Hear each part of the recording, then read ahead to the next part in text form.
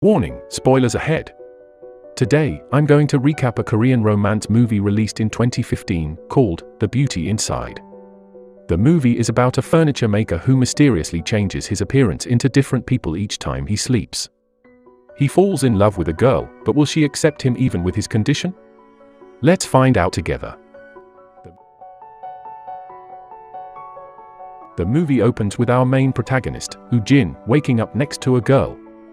He rushes to put on his clothes and sneak out, taking the bus home while saying he looked much different and slimmer yesterday. He doesn't worry, just saying that it'll change tomorrow. Apparently, Woo-jin drastically changes appearance and becomes a different person when he wakes up every day, be it a man, woman, child, or elderly person. He has to adjust to every new body, as he can't return to normal. He works alone as a furniture maker and sells them online because nobody needs to see his face that way. Woo-jin only has one friend, Sang-baek, who helps him sell his furniture. That day, seeing Woo-jin's appearance as a handsome young man, he says it's a waste not to use it, and they head to a bar. The two do this a lot. Woo-jin pretends to be a different person every time and hits on a girl, while Sang-baek keeps telling girls about his friend who can change appearances every day although no one believes him. That night, Woo-jin hooks up with a girl, but he wakes up as an old man the next morning and sneakily leaves again. He says he can't find love because his face changes every day. He tells a story about how it all started 12 years ago. He started changing appearances on his 18th birthday. He cried to his mother as he didn't know what was happening, and she comforted him. Naturally, he had to drop out of school and didn't get to live a normal life or have any friends. One day, Sang-baek, his school friend, came to his house drunk while bringing fish balls, Woo-jin's favorite. As his appearance that day is of a middle-aged lady, Sang-baek thought he was his mother until she came home, forcing Woo-jin to explain his condition. Sang-baek tried questioning him things only they would know and was surprised that it was actually Woo-jin.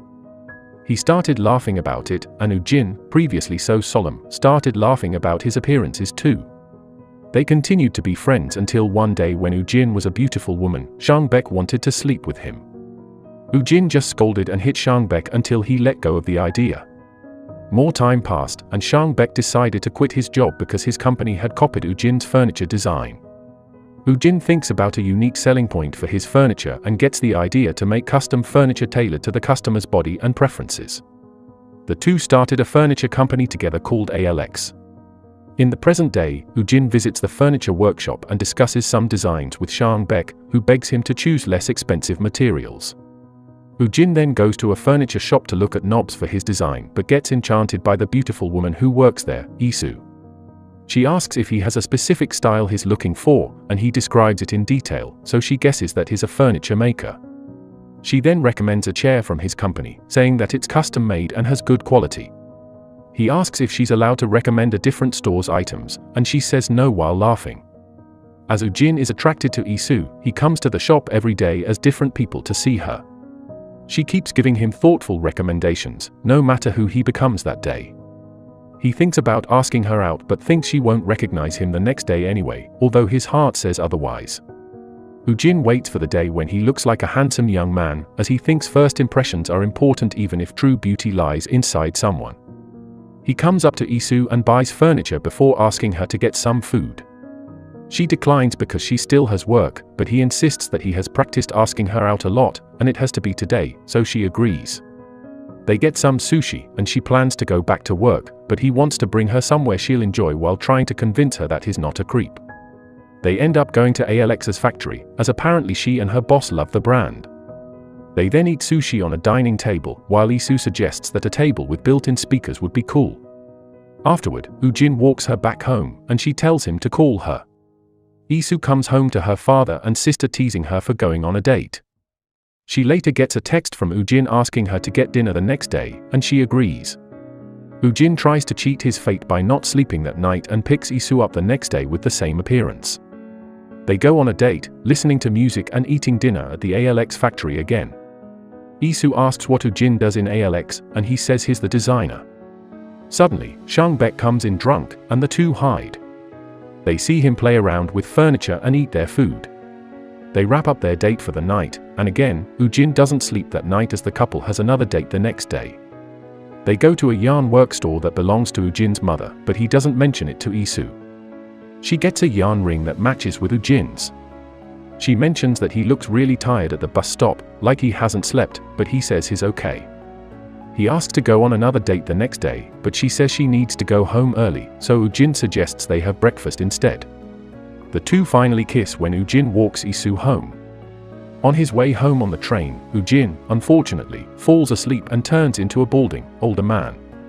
Naturally, Isu doesn't notice him the next day as she waits for the previous day's Ujin, and he doesn't want to reveal his condition to her yet, so he just ignores her calls and texts. He doesn't want to ghost her completely, though, so he goes to design a table for her, which he delivers for her furniture store to put on display. Isu's boss is impressed by her work, but she seems hesitant about the meaning of the table. That day, the furniture store is starting their trainee program, and Isu gets approached by a girl trainee that turns out to be Ujin. He tries to ask her on a date again in the female body, asking if she knows Ujin. They then go to Ujin's house, where Isu thinks he is stalking her as this girl due to the amount of ALX furniture there. Ujin tries to explain to her about his condition by showing her a video diary that he takes every day, but Isu still doesn't believe her and says she never wants to see him again before storming out. Isu is still restless after the encounter and keeps thinking about Ujin and his confession as the days go by. She even notices that the table ALX sent to the store is made with a built-in speaker, just like her suggestion back then. One night, she decides to go to Ujin's house, whose appearance that day is of a young Japanese girl. Ujin explains that he can only speak Japanese but does not understand it when said back to him. Isu asks if he's really Ujin and if he likes her, and Ujin says yes to both. She then suggests that they sleep together that night, as she wants to see Ujin transform into another person. While lying together in bed, Ujin tells her that he got used to his condition until he met Isu, because then he just wants to be normal so he can be with her. The morning comes, and Isu wakes up before Ujin, who hasn't yet changed appearances. She goes out of the room and sees the many different items he has to adapt to each appearance until finally, he comes out of the bedroom as a young man. The two start dating and meet each other every day, even getting a tattoo and drinking together when Ujin is in a kid's body. They enjoy their time together, and Isu wonders how she can recognize him as he has a different face every day, so they agree on a certain way to hold hands as a sign and that Ujin will always find her first. One day, Ujin gets a call from Shangbek, who's scolding him for procrastinating, so that day, he takes Isu to his meeting with Shangbek. She suggests a separate ALX line that makes furniture with standardized sizes but at a lower price point. Ujin agrees, and Shangbek says everything she says will be an excellent idea to Ujin. He also thanks Isu's store for inviting them to their party, but they can't go as Ujin is secretive due to his condition, but Ujin asks when the party will be held as he wants to go. The party starts, but unfortunately, Ujin's appearance that day is an old lady. He contemplates going as Isu's grandma but decides to try sleeping so he'll change appearance again. While waiting for Ujin, who is late, Isu chats with her boss until finally, Ujin, who is now a handsome man, holds her hand and introduces himself and Shangbek. They all enjoy the party, and a drunk Shangbek tells Isu not to hurt Ujin because he's afraid that his friend's heart will be shattered. Isu only smiles, and the couple leaves Shangbek to go home and finally sleep together. They continue living as a happy couple, and one day they come back to Ujin's mother's knit store. While knitting, Ujin's mother tells Isu that she hopes loving Ujin won't hurt her. The two start to have small problems in the relationship, like Isu, who can't take him to meet her friends, or when Ujin surprised her when he didn't greet her like usual. One day at work, Isu has some problem remembering furniture specifications, and she takes a pill for something. Seeing this, her boss talks with her in the office, saying that she's worried Isu is having guy troubles as people have seen her with multiple men, who are all Ujin. She goes to a doctor who asks about her symptoms, but she says she has trouble remembering stuff, so she wants to record their conversation. That night, she drinks wine with Ujin and complains about her day. Ujin suddenly asks her to marry him, but when she doesn't answer, he tells her to forget it. While driving Isu home, she tells him not to be mad as there are many things to consider for them to get married, like how she's going to introduce him to her family. Ujin knows she's right, but he's still upset about it. We find out that she's been under a lot of stress from the relationship, and she keeps taking risperidone pills until that night. She takes too much and has to be hospitalized. Ujin, who knew nothing about her illness, finally finds out from her recordings that it's because she's together with him. He goes to his mother about it, and she tells him that Isu is experiencing the same thing as she did and that she'll be fine once she is no longer with him. Apparently, Ujin's father was also like him, and his mother experienced the same symptoms as Isu until one day, his father left her for her own sake.